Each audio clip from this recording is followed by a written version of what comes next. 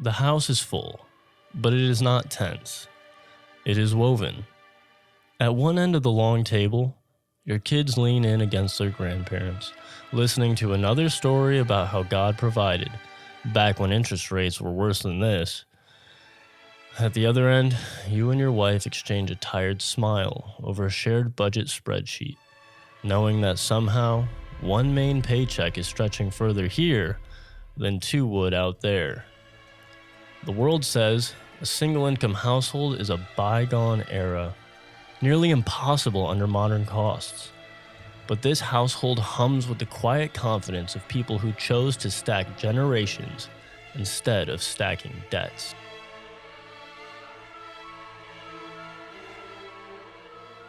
Welcome to the Noah Chesbro podcast episode. I don't even know what. It's been a couple of years. But, by the way, first of all, that opening there, that cold open, that was written by AI. I am not that smart or creative, and if you don't think it was, well, it was AI's fault. I'm not going to lie about it, but AI has been my biggest advocate so far on this point that I'm going to talk to you guys about in more of a rant form, okay? So, straight Christian conservative Tim Dillon time. Here we go. Now, listen. I have been thinking about the single-income household and generational households for a little bit. And I think the productive Christian home has been a big topic over the last 4 to I don't know how many years in Christian circles that I've been rolling with. But I've been trying to reconcile in my mind, the economy is garbage. Why is it so hard to survive as a young single-income household? Not only is it because of all of the interest rates and the mortgage junks, and I don't even have that stuff, but just bills. You know what I mean? The inflation, and it's insane. Then I started thinking recently, every time I watch some old, prairie movie or some old movie, there's old people in the home with the young people and their kids. And I never wanted to think about that because I grew up in a generation that was prepared to turn you into a hyper-individualistic individual where you had your own job, you had your own car, you had your own bank account, your wife had her own job, her own car, her own bank account, so on and so forth. And no, the last thing we would do is live with our families as adults because that's mooching or freeloading or being a bad person. But then I started thinking about it. As Christians, do we freeload if we can work? Do we mooch if we can provide? Here's where the question came, right? Well, first of all, let me answer that. No. That doesn't mean that if you need stability in order to achieve a greater end for your household, that you can't rely on a support structure that's still standing in your own family, in your own lineage. But as America, we've forgotten about family. We've forgotten about lineage. We've certainly forgotten about lineage. We've definitely forgotten about family. Christians and conservatives have come back to talking about family, and I appreciate that, and it's been big, for me. But lineage, okay? When I'm an adult, I expect my kids to not abandon me and ship me off to some dude who is going to kick me around in a wheelchair and punch me in the head 5 times. Okay, I want my kids who love me and know me and want my best interest and a good spot in my will to be taking care of me. Does that make sense? Do you get what I'm saying? That's how it's supposed to be. As Christians, we appeal to the created order all the time, the natural order. Well, old people, when they get old, they get weak again, like young people who we have to take care of. Babies and all that stuff. It's the same deal. And so, with all that stuff going around in my head, I'm like, and also this, okay? Let me go back. I said this was going to be a rant. When I first was thinking about this, it was like a last case scenario. Oh my goodness, we're never going to make it. And I was seeking some counsel, and the counsel I got was this: you are a deadbeat mooch, not a man, if you have to go be provided for by your family or your wife's family. And I said, oh, okay, 100% agree. Never going to do that. Sorry. I am such a girl. Just recently, for shoots and hoops and giggles and that, I asked my friend ChatGPT, I said, how much of human history has been multi-generational versus what we have today, where it's just single, like nuclear in a home? And it's barely that, right? With divorce and with the kids always at school and both parents working when they are together, it's just an empty home at the end of the day. It's a place to sleep. And it told me, and I took it like as sure as gold, because I'm not going to do the research. Thank you. 99 like 0.9% of human history humans have lived intergenerationally. Wait, and I'm a deadbeat? Wait, and that's wrong all of a sudden? Huh. Yeah, I guess maybe everyone's right. Maybe women shouldn't cover their head, because it's all of a sudden wrong in the past 70 years. We figured it out.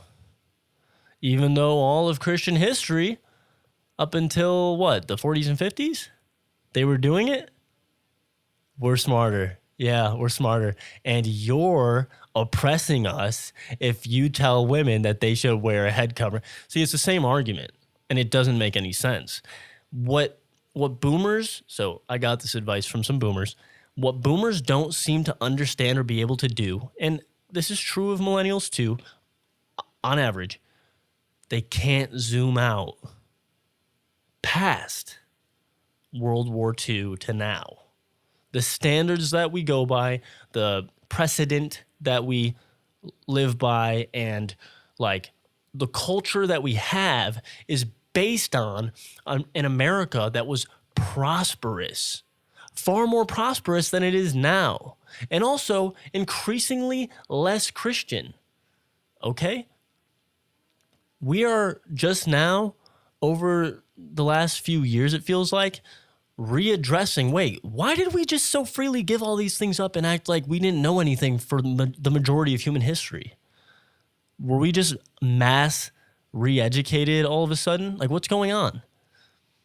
Okay, I don't want to sound like a know-it-all, because someone could tell me that all of this is wrong, but I have just been like, dude, of course, if I can't provide a house, like real property, something that I own, which with taxes and all that, do I ever really own it? The answer is no. But I'm still going to try. My life's mission right now, and don't tell anybody, okay, is to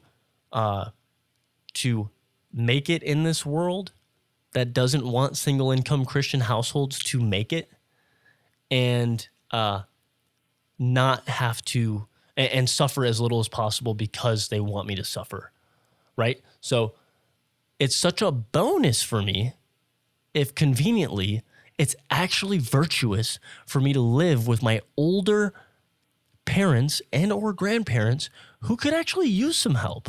Maybe not financially. Maybe I can't do that. But hey, do you need housework done? Do you need errands run? Do you need something fixed? I can do those things. You don't have to hire someone for thousands of dollars. I can help you with those things. Oh, you'll give me a roof? I'll buy my own groceries. My wife will clean the house. My wife will make food. Yeah, sounds like a real freeloader. That's crazy. And so what I'm getting at is the reality in my situation, my current situation, 3 kids, husband, wife, single income. I'm looking at 6+ years if the economy stays the same, and if I'm making $2 extra a year on average, I am looking at 6 years before I can buy a home. And I don't just want any home. I don't want a big home, okay? I don't want a big home. I'm not trying to live in a mansion, but I want... That's my wife back there in the shot. I want a productive property, or I don't want it. I want a productive property. I want to have land where I can have livestock that will sustain us. That I want to have land where we can build maybe some more shelters or homes or whatever for my descendants. You know what I mean? Like maybe a little tiny home, like a, what's it called? A honeymoon suite, a granny flat for the old folks, because I intend eventually to be in a position stronger than the old people, hopefully, that are going to help us so that I can help them when they really need it. And that seems to be how things used to be. It seems to be the case that old people or parents didn't send their kids off to institutions and say, take care of everything. And if they can't take care of it, let the government do it. It seems like for the majority of human history, people took responsibility for not just their descendants, but for their children's children, and they thought generationally. In other words, they weren't selfish and lazy. I'm sorry, you could probably hear my son coughing and doors opening and closing. This is a household, okay? I live in like a 500 square foot apartment right now. That's kind of where a lot of this energy is coming from. And so we've been, by the skin of our teeth, I mean, we've been living all right, but we've lived in the hood a lot. Now we live in a tiny apartment, and we give thanks to God all the time for it, but it is not ideal. It's just not. And anyone would agree. Okay. I'm not complaining here. It's not ideal. And, so where I'm going with that is, I realized the only benefit I get to making it on a single income household as I grow my family and have to move into a smaller and smaller apartment as I grow in my career is the ability to say, I did it. Wow. I did it. All by myselfsies. Didn't need my family, my parents, the people who created me, the people who made me, and should, hope for my success and love my children as their grandchildren. And I should honor them and so on and so forth.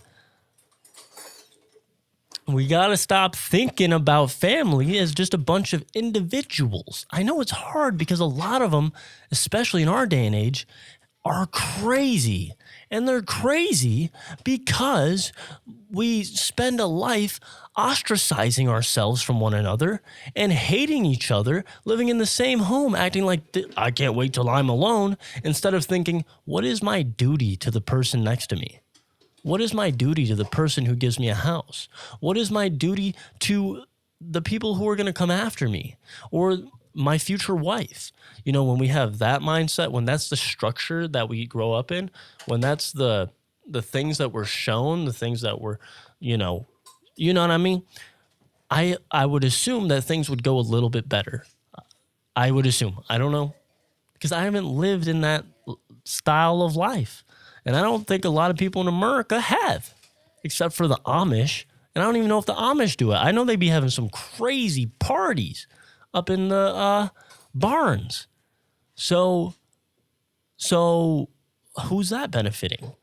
Just bull cut, flipping rockouts.